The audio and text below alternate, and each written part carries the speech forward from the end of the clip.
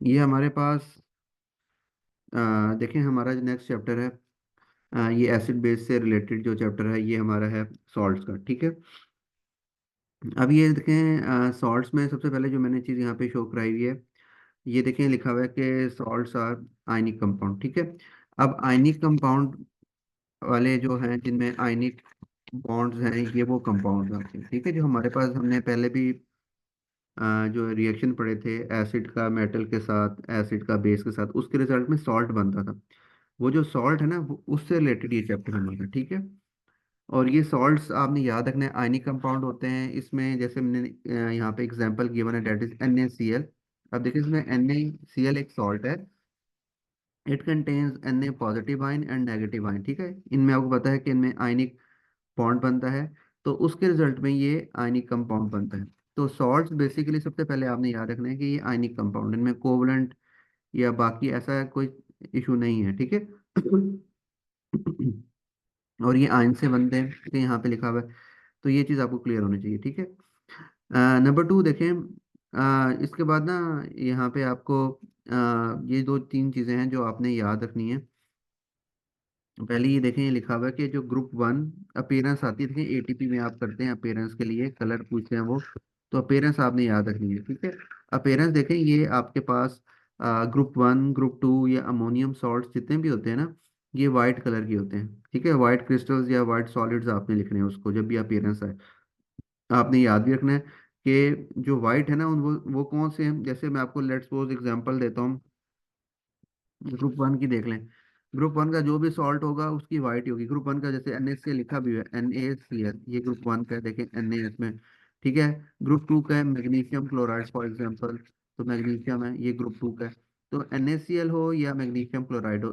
ठीक है। इसी तरह अगर हम अमोनिया का देख लें, अमोनियम क्लोराइड ले लें या अमोनियम सल्फेट, ये अमोनियम आयन है। तो इनके जो सॉल्ट है ना, इनके जो सॉल्ट बनेंगे, इनकी अपीयरेंस हमेशा क्या होगी? वाइट। ये याद रखना है। ठीक है।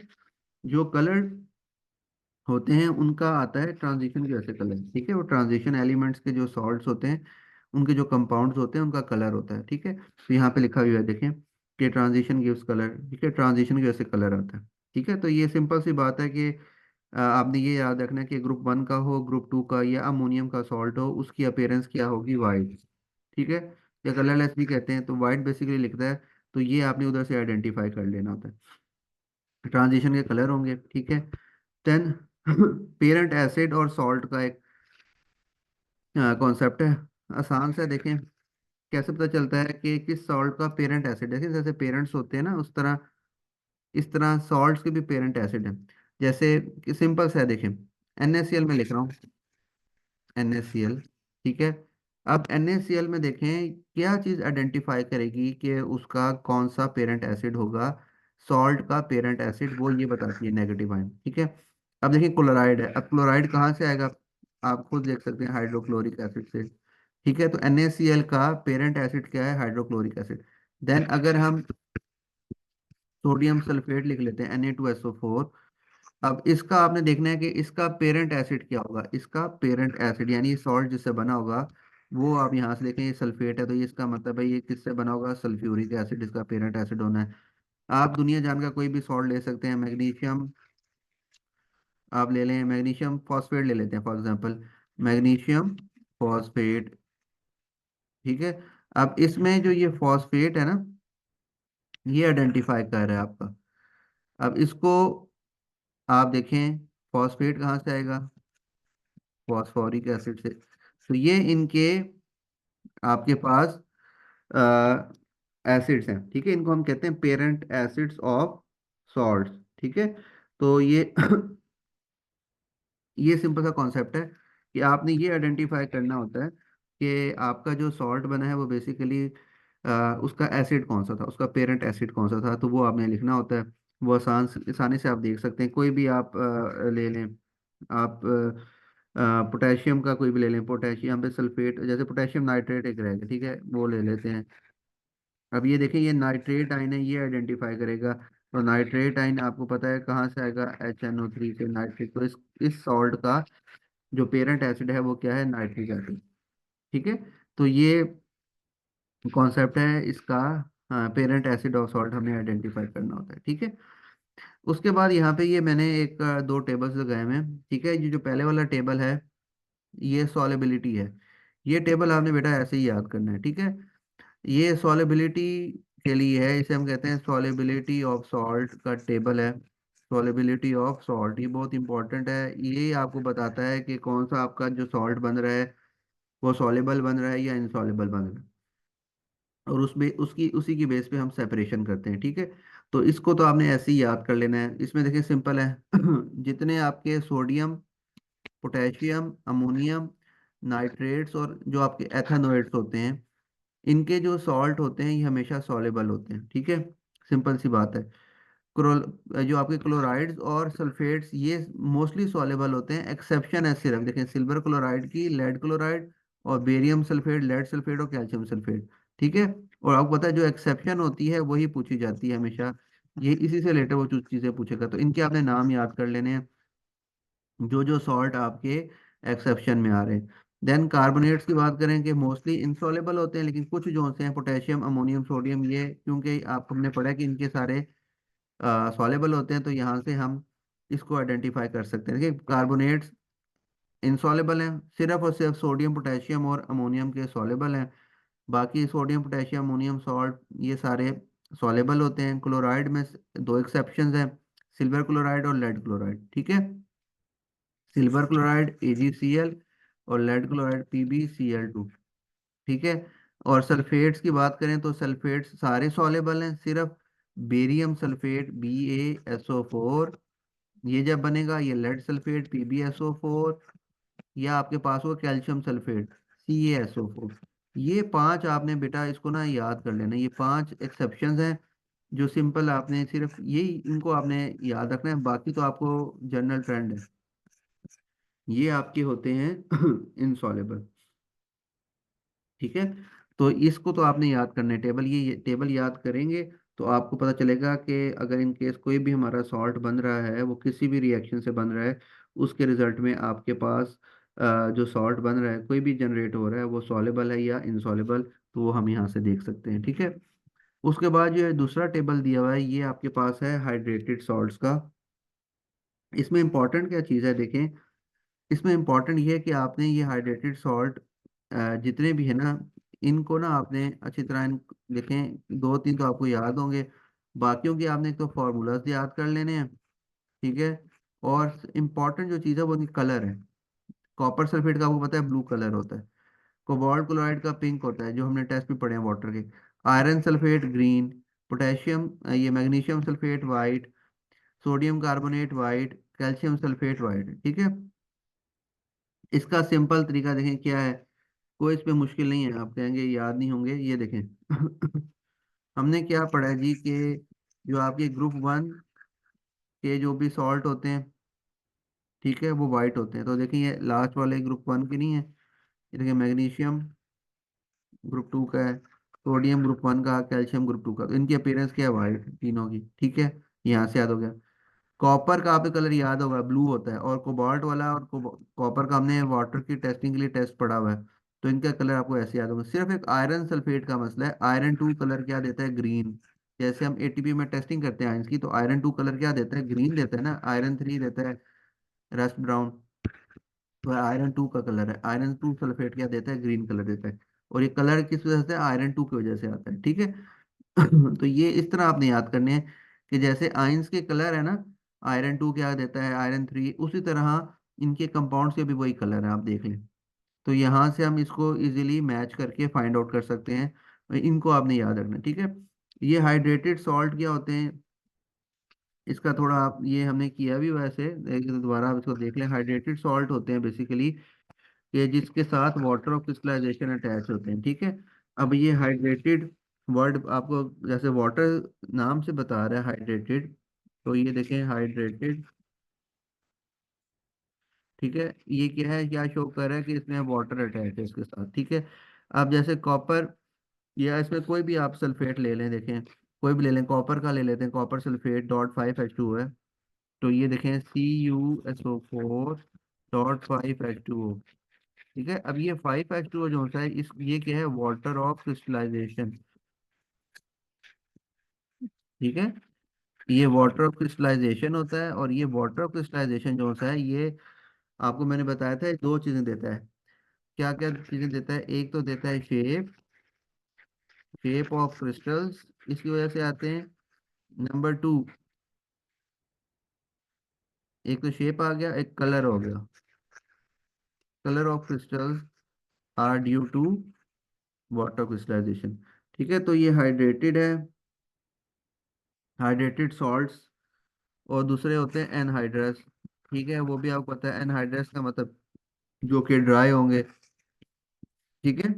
एनहाइड्रस, देखिए अगर फर्क ये है कि देखिए एनहाइड्रस लिखा होता है ना, एनहाइड्रस, तो ये आपने याद रखना है विदाउट वाटर है। ठीक है। अब कॉपर सल्फेट SQ CuSO4 लिखा हो, या कॉपर सल्फेट .H2O लिखा हो, 5H2O, तो ये फर्क है। देखें ये आपका हाइड्रेटेड है, और ये आपका जो कॉपर सल्फेट है ये एनहाइड्रस है। ठीक है। तो ये बेसिकली इसमें हमने वो कॉपर सल्फेट वाला टेस्ट भी पढ़ा है रिवर्सिबल रिएक्शन में। ठीक है, इनका इसका ब्लू कलर होता है, इसको हीट करें अगर हम, तो इसमें से वाटर इवेपोरेट होता है, तो इसका कलर हो जाता है वाइट। ठीक है, कॉपर सल्फेट बन जाता है ना, तो ये क्या शो कर रहा होता है? White colour. फिर मैं इसमें अगर दोबारा ऐड करूं वाटर, इसमें वाटर ऐड करूं दोबारा इसके अंदर, इस चीज के अंदर, तो ये इसमें आएगा, तो ये ब्लू कलर अपीयर होना शुरू होता है इसका दोबारा। ठीक है, तो ये ब्लू अपीयरेंस है इसकी, दोबारा वाइट। ये हमने रिवर्सिबल में पढ़ा था। ठीक है, तो ये वही है। ठीक है, जो जिसको हम यूँ लिखते थे, एक मिनट, कॉपर सल्फेट .5H2O। ठीक है, रिवर्सिबल का साइन होता था कॉपर सल्फेट प्लस H2O। ठीक है, इसको हीट कर रहे हैं आप। ठीक है, तो इससे ये चीज़ जा रही है, और ये रिवर्स होकर दोबारा ये आ रही जगह, इसमें अगर हम दोबारा वाटर ऐड करें, तो ये बेसिकली एक टेस्ट भी था। इसका ब्लू कलर होता है, और कॉपर का वाइट, इस एनहाइड्रस का वाइट कलर होता है। तो ये बेसिकली इसके अंदर से आपने एक तो सॉलिबिलिटी वाला टेबल याद करना है, वो सिंपल है, आपको मैं बता दी किससे आपने याद करना, सिर्फ 5 एक्सेप्शंस आपने याद करनी है, बाकी सारा जनरल ट्रेंड होता है। और उसके बाद ये 5 एक्सेप्शन है। ठीक है, और ये हाइड्रेटेड और हाइड्रेटेड टेबल याद करना है। इसमें कलर आपने लाजमी याद रखने हैं। ठीक है। ये फॉर्मूला अगर नहीं भी याद होते, तो वो उसकी हो सकती है, उसे जांच हो सकती है, लेकिन आपके जो कलर है ना, वो आपने याद रखने लाजमी। ठीक है, तो बताएं बेटा, यहाँ तक क्लियर है? जी सर। ठीक है, अब हम आगे चलते हैं। कोई चीज़ नोट करनी है तो अब कर लें।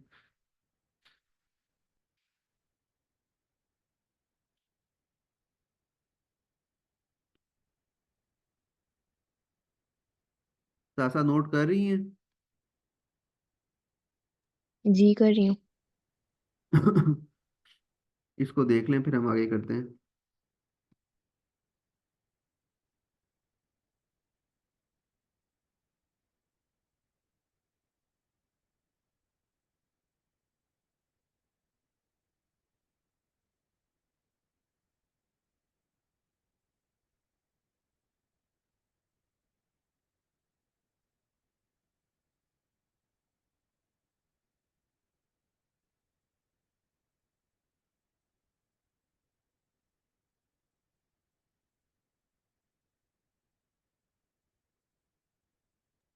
जी सर कर लिया। चलें ठीक है, अब इसके बाद हम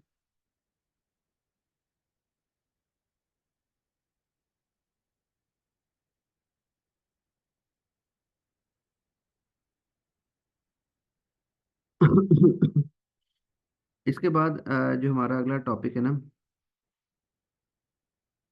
ये हमारा है प्रिपरेशन ऑफ सॉलेबल सॉल्ट। ठीक है, ये देखें, ये इम्पॉर्टेंट है, हमने एक सॉलेबल सॉल्ट के लिए करना है और एक इनसॉलेबल सॉल्ट के लिए करना है।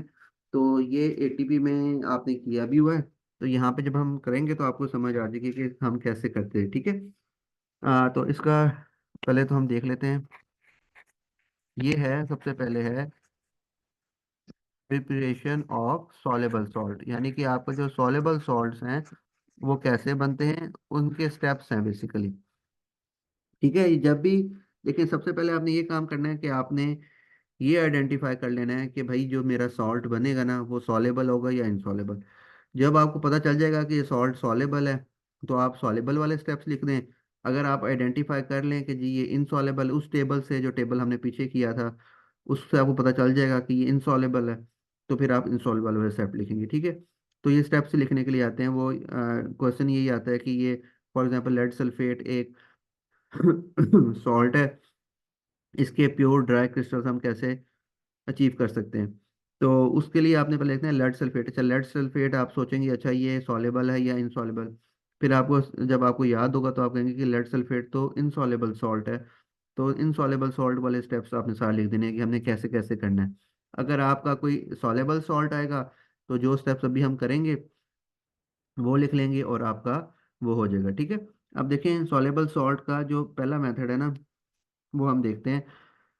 इसमें देखें करना क्या होता है, जितने भी हमने एसिड के रिएक्शन पढ़े हैं ना उसके रिजल्ट में जो भी सॉल्ट बनता है ना वो हमेशा सॉलेबल होता है, ये याद रखना है। ठीक है, हमने पढ़ा था एसिड प्लस मेटल, इसके रिजल्ट में सॉल्ट बना था शायद हाइड्रोजन गैस। फिर हमने पढ़ा था एसिड प्लस बेस, इसके रिजल्ट में जो सॉल्ट बना था और साथ न्यूट्रलाइजेशन थी, साथ वाटर बना था। नंबर 3 एसिड प्लस कार्बोनेट्स और बाइकार्बोनेट, इसके रिजल्ट में भी सॉल्ट बना था। इन तीनों के केस में ये याद रखना है, इन तीनों के केस में जो भी आपके पास सॉल्ट बनेगा वो हमेशा क्या होगा, सॉलेबल सॉल्ट। ठीक है, और सॉलेबल सॉल्ट के लिए हम अब स्टेप्स लिखते हैं। तो ये सबसे पहले आपने याद रखना है, एसिड का मेटल के साथ रिएक्शन हो, एसिड का बेस के साथ हो, एसिड का कार्बोनेट या बाइकार्बोनेट के साथ हो, जो भी आपका सॉल्ट बनेगा वो हमेशा सॉलेबल सॉल्ट होगा। ठीक है, अब ये देखें यहाँ पे फिगर है। अब फिगर में आपने सबसे पहले देखना है ये बीकर होता है, ये देखें बीकर।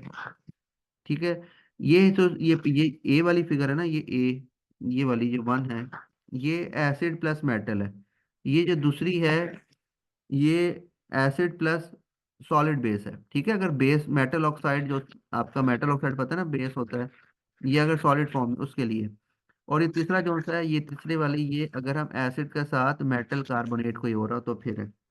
तो ये 3 है, बुक में बनी हुई है, आप वहां से आप ये चीज, ये टेबल ये बेसिकली ये शो कर रहा है कि तीनों तरीकों से हम क्या करेंगे। ठीक है, तीनों तरीकों के बाद हमारे पास जो सॉल्ट बनना है वो आपका सॉलेबल ही होना है, ये आपको पता होना चाहिए। ठीक है, तो पहले में देखते हैं क्या करते हैं। पहले में हमने क्या करना है, देखें जो पहले वाला है हमने एसिड लिया है, उसमें हमने मेटल को डाल दिया है। ठीक है, ये कि मेटल है, इसको फिर आपने डिसॉल्व करना है।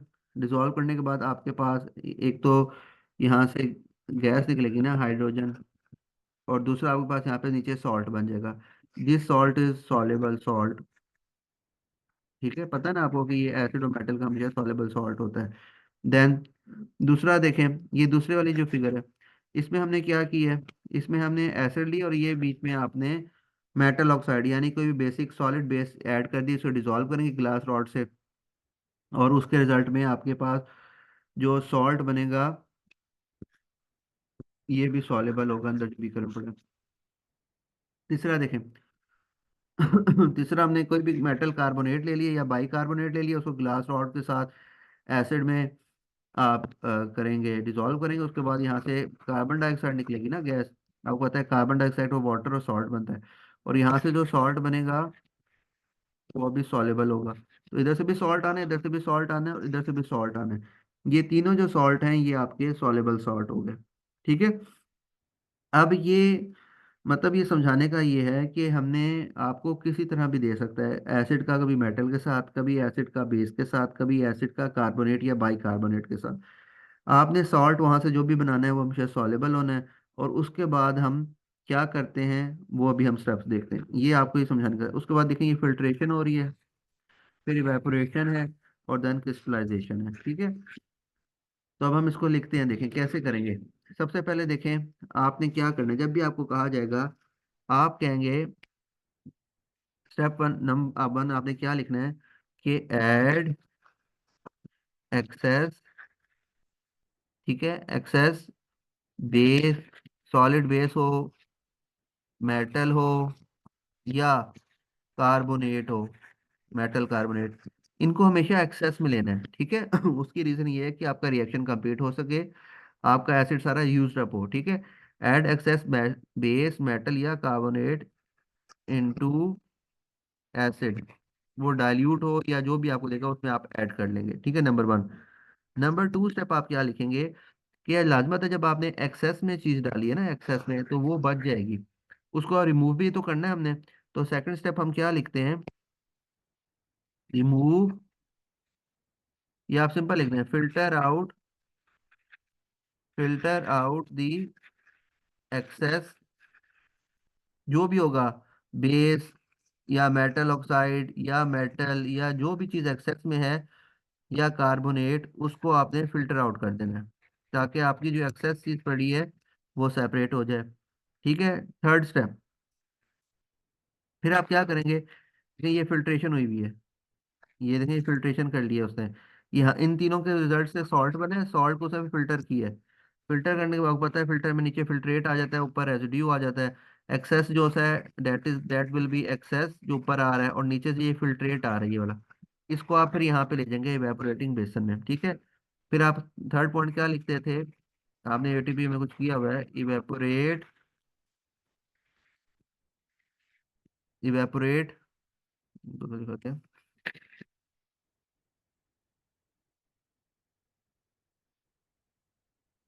इवेपोरेट द मिक्सचर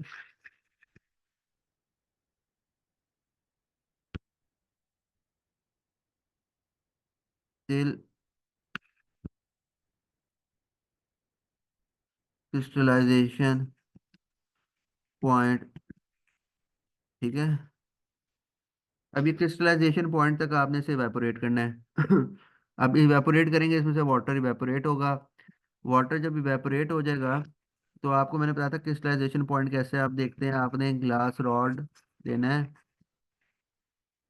उसको उसके अंदर जो आपका ये लेट्स सपोज ये बेसन था या इवेपोरेटिंग डिश पड़ी थी, इसमें आप इसके अंदर आपने ग्लास रॉड के को जो आपका भी सोल्यूशन मिक्सचर पड़ा है उसमें आप जब लेके जाएंगे, तो आपने उसे हल्का सा हिलाना है, अगर उसको फिर इस रॉड को आपने बाहर निकालना है, अगर इस रॉड के ऊपर, अगर यहाँ पे कुछ क्रिस्टल्स अपीयर होने शुरू हो जाएं, यानी कि जब उसको कूलिंग एनवायरनमेंट मिलेगा, अगर क्रिस्टल्स अपीयर होने शुरू हो जाए यहाँ पे, तो इसका मतलब है कि क्रिस्टलाइजेशन पॉइंट आ गया है, आपने हीटिंग स्टॉप कर देनी है, ठीक है।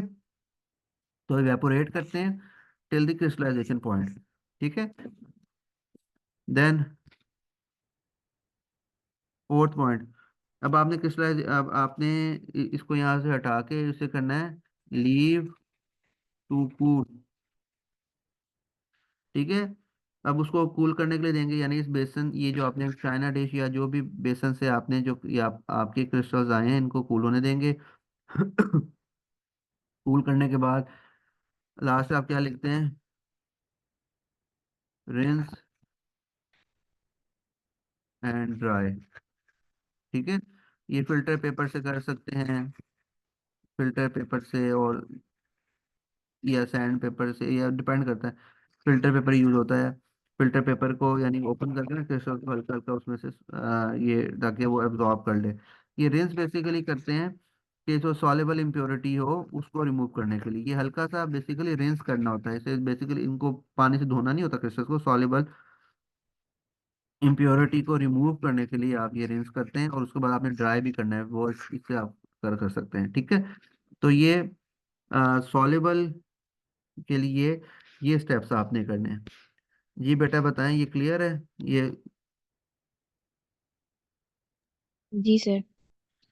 नोट करना है तो कर लें, फिर हम ये एक और करेंगे टॉपिक लास्ट, टाइट्रेशन, फिर हम करते हैं, ये देख लें इसको ना, नोट कर लें साथ साथ चीज़ों को।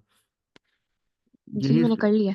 हाँ, यही स्टेप्स आपने लिखने हैं, ये आपने किए हुए ना एटीपी में, तो ये वही तो हम दोबारा कर रहे हैं। जी। तो यही आप, जब सॉलेबल सॉल्ट आएगा वो एसिड मेटल से आए, वो एसिड बेस से है या एसिड कार्बोनेट से है, आपने ये स्टेप्स करने हैं, ठीक है। जी।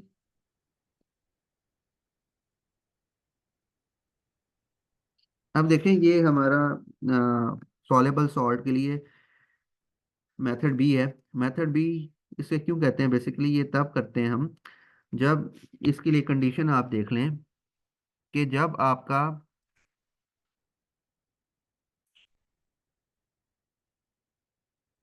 एसिड प्लस बेस,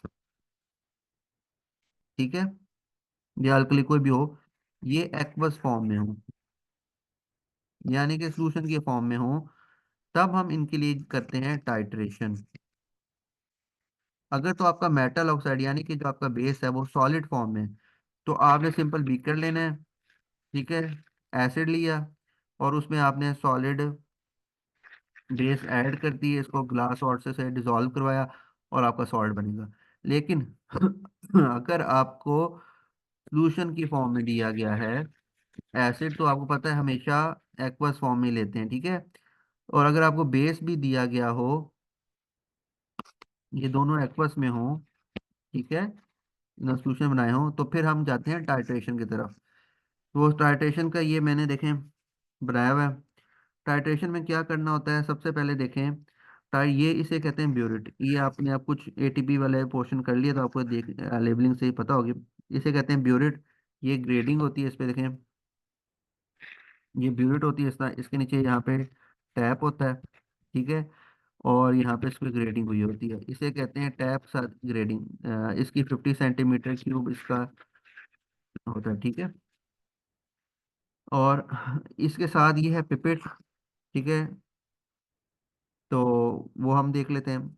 और उसके बाद पिपेट पता है आपको, ये 10 की भी होती है और 25 की भी होती है, सेंटीमीटर क्यूब इसकी कैपेसिटी है, ठीक है। और उसके बाद ये वॉल्यूमेट्रिक पिपेट है, और ये आपके पास कॉनिकल फ्लास्क होता है, इसका आपने देखा हुआ इंडिकेटर हम ऐड करते हैं। अब करते क्या है, यहाँ पे ये आपका कॉनिकल फ्लास्क है, ठीक है, कॉनिकल फ्लास्क में हम आपको पता है क्या लेते हैं, बेस, ठीक है, बेस लेते हैं इसमें। ब्यूरेट में हम क्या लेते हैं, एसिड, ठीक है, वरना बेस में तो चौक भी कर देता है इसको ना, इसलिए हम एसिड लेते हैं ब्यूरेट में। इस बेस के अंदर हम क्या ऐड करते हैं, इस बेस के अंदर हम कोई भी इंडिकेटर ऐड कर देते हैं, ठीक है, इंडिकेटर ऐड करते हैं, लेट्स सपोज मिथाइल ऑरेंज या फिनोक्सिलीन या थाइमोक्सिलीन, इंडिकेटर के 2 to 3 ड्रॉप्स ऐड करते हैं। इंडिकेटर क्या करता है, इंडिकेटर कलर चेंज बताता है हमें एसिड और बेस के लिए। ऊपर से हम इसके टैप को ओपन करते हैं यहाँ से, और यहाँ से इसके ड्रॉप वाइज एसिड इसके अंदर आना शुरू हो जाता है, ठीक है। जहाँ पे इसका कलर चेंज आ जाता है, ठीक है, आपने कलर चेंज याद किए हुए हैं, ठीक है, जैसे लेट्स सपोज ये मिथाइल ऑरेंज का रेड आ जाता है कलर,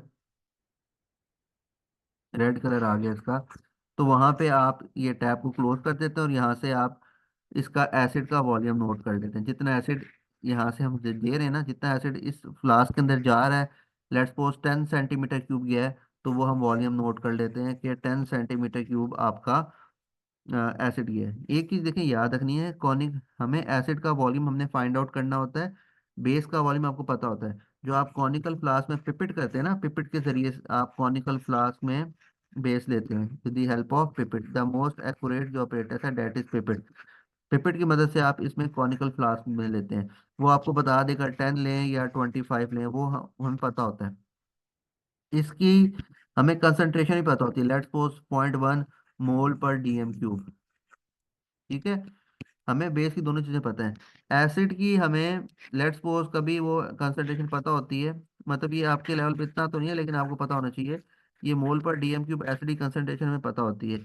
हमने सिर्फ एसिड का वॉल्यूम निकालना होता है कि कितने वॉल्यूम ऑफ बेस को न्यूट्रलाइज करेगा, ठीक है। तो ये बेसिकली होता ही है। आपने सबसे पहले फर्स्ट स्टेप ये होता है कि आपने फिल द ब्यूरेट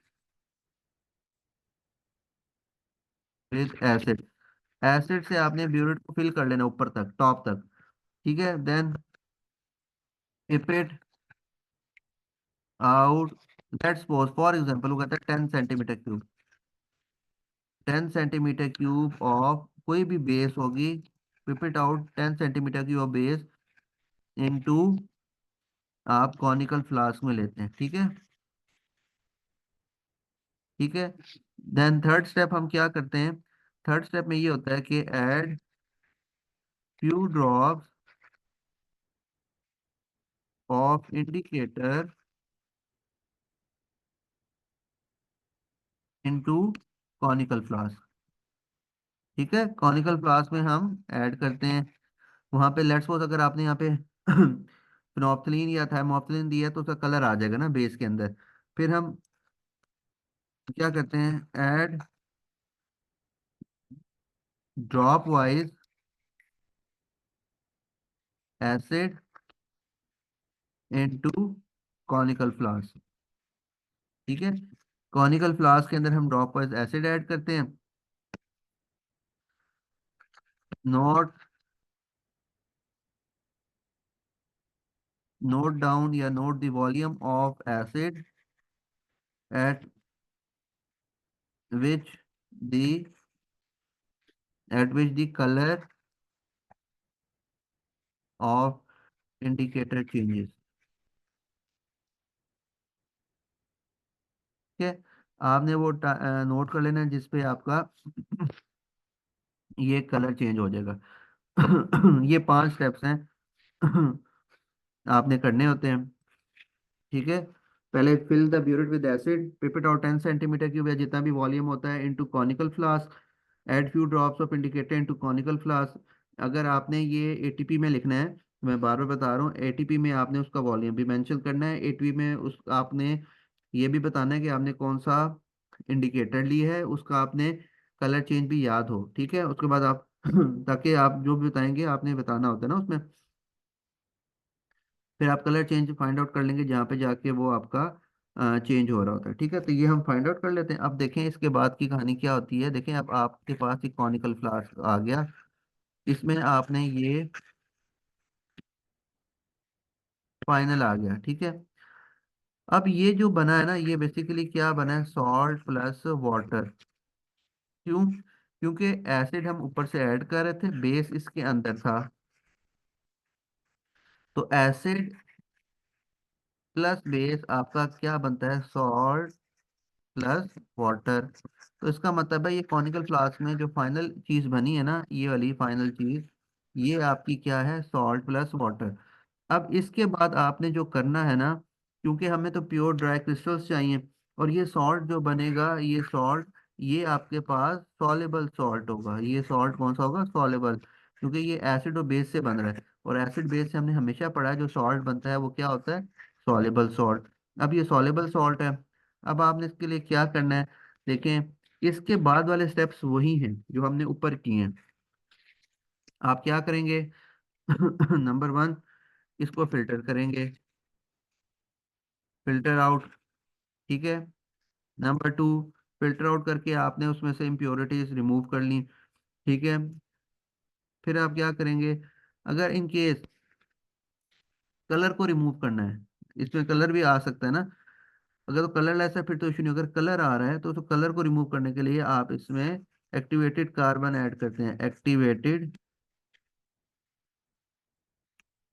चारकोल या कार्बन, एक्टिवेटेड कार्बन या चारकोल एक ही चीज होती है, ये ऐड करते हैं कलर को रिमूव करने के लिए, इसके अंदर डाल देते हैं, उसके बाद इसको फिल्टर कर लेते हैं। ठीक है, अगर कलर रिमूव करना होता है, कलर रिमूव वैसे आपको अगर आ जाए तो फिर उसमें आप क्या कहेंगे कि जो आपका ये फाइनल सॉल्ट और वाटर का बना है ना, सोल्यूशन सा जो बना हुआ है, इसमें आप एक्टिवेटेड कार्बन ऐड कर दें।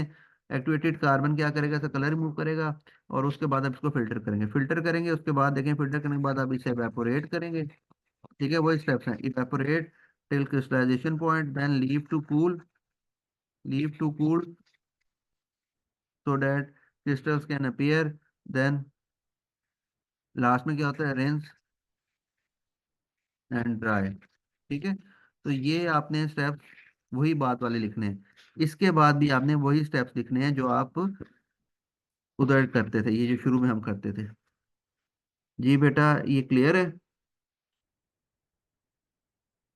जी सर।